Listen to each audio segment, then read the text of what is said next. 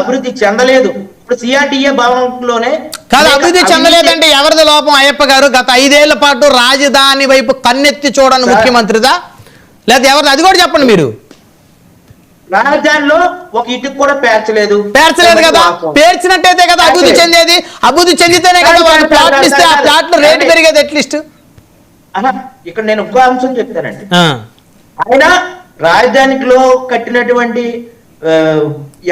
ఎమ్మెల్యేల క్వార్టర్స్ భవనాలు కూడా పూర్తి అయిపోయినా కానీ వాటిని వాళ్ళకి ఇవ్వలేదు. అది మంచి వాస్తవం. కానీ ఇక్కడ చెప్పాల్సింది ఒకటే అండి, ఇక్కడ విజయవాడ గుంటూరు మధ్య 1000 ఎకరాల్లో రాజధాని సరిపోద్దని ఎన్ని నిపుణుల కమిటీలు ఇచ్చినాయో నివేదికలు ఒకసారి చూడండి.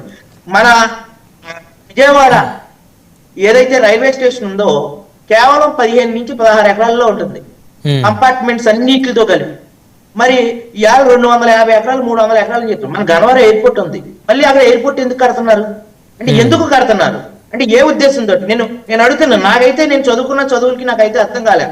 రాజధానిలో చెప్పింది ఇప్పుడు మనకు అసలు ముందుదాని మొగుడు లేడు కలదాని కళ్యాణం అన్నట్టు ఉన్నదండి మన పరిస్థితి. ఎలా అంటే ఇక్కడ జరుగుతున్నది ఏంటంటే మనం రాజధాని డెవలప్ చేయాలనుకున్నప్పుడు ఫస్ట్ భూములు ఇచ్చినట్టు మొదటి ఫేజ్ లో భూములు ఇచ్చినటువంటి రైతులందరికీ కూడా వాళ్ళకి అభివృద్ధి చేసి వాళ్ళ ఫ్లాట్ రూపాయలు ఇచ్చేసి ఎక్కడెక్కడ ఏమేమి కన్స్ట్రక్షన్ చేస్తున్నామని చెప్పాలి. ఇస్తాంబుల్ రాజధాని, సింగపూర్ రాజధాని అని ఒక సాంగ్ కూడా పాడేవారు గతంలో. అటువంటి పరిస్థితి మనకి కామెడీ చేస్తున్నారండి లక్ష్మణ్ గారు. ఇక్కడ ఇంకో మాట చెప్తాను. నేను వాళ్ళని విమర్శించట్లేదు. ఇక్కడ ఒక మాట చెప్తున్నాను. రాజధాని పూర్తి అవ్వాలంటే మినిమం 35 సంవత్సరాల పైనే పడుతుంది. కానీ ఎవరు కూడా అంత దూరంలో పెట్టుబడి పెట్టడానికి సిద్ధంగా లేరు. ఎందుకు సిద్ధంగా లేరంటే నేను హైకోర్టుకి వెళ్ళాలనుకోండి బస్సు ఉంటుందండి గంటకి. మా వెంకటేష్ గారికి కూడా తెలుసు, ఎందుకంటే ఆయన అడ్వకేట్ కాబట్టి.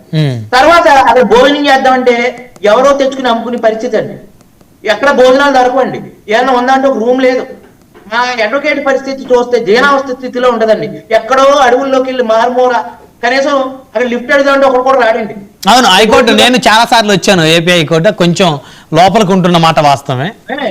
అక్కడ ఇక్కడికి వెళ్ళామనుకోండి, అసెంబ్లీకి వెళ్ళామనుకో, అసెంబ్లీ ఎక్కడ ఉందో కూడా నాకు పోయిన కాదండి. నేను బస్సు మీద వెళ్తాను, ఇంతవరకు నేను బండి మీద వెళ్తే మారిపోతాను. ఆ రూటే నాకు తెలియదు.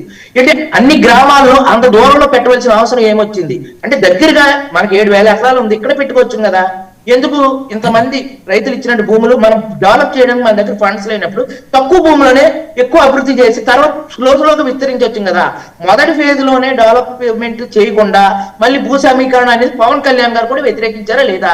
దాని ప్రశ్నకి నేను ఒకటి చెప్తున్నాను. పవన్ కళ్యాణ్ గారు కూడా మొదటి ఫేజ్ లో అనేక మంది రైతులు వస్తున్నారు, వాళ్ళకి సరైన న్యాయం చేయకూడలేదు. రెండో ఫేజ్ నేను వ్యతిరేకిస్తున్నానండి. సాక్షాత్తు మంత్రి మండలి సాక్షిగా ఆయన వ్యతిరేకించిన తర్వాత మళ్ళీ ఆయన మాట కాదని చెప్పేసి రీసెంట్ గా బయట మళ్ళీ మంత్రి మండలిలో మళ్ళీ 16,000 ఎకరాలు సేకరణ రెండో ఫేజ్ లో అని చెప్పేసి మళ్ళీ నోటిఫికేషన్ ఇచ్చేశారు. అంటే ఏం జరుగుతున్నది అంటే కూటమిలో పవన్ కళ్యాణ్ గారు చెప్పిన మాటకి విలువ లేదా? మేము అదే అడుగుతున్నాం. పవన్ కళ్యాణ్ గారు ఒక నిబద్ధత కలిగినటువంటి ఒక గొప్ప నాయకుడు. మా నాయకుడికి చెప్పినటువంటి వాస్తవాలే. నేను ఎవరిని విమర్శించట్లేదు, ఒక విశ్లేషణ చేస్తున్నాను. ఓకే లక్ష్మణ్ గారు, సో మొదటి ఫేజ్ లో భూములు ఇచ్చిన రైతు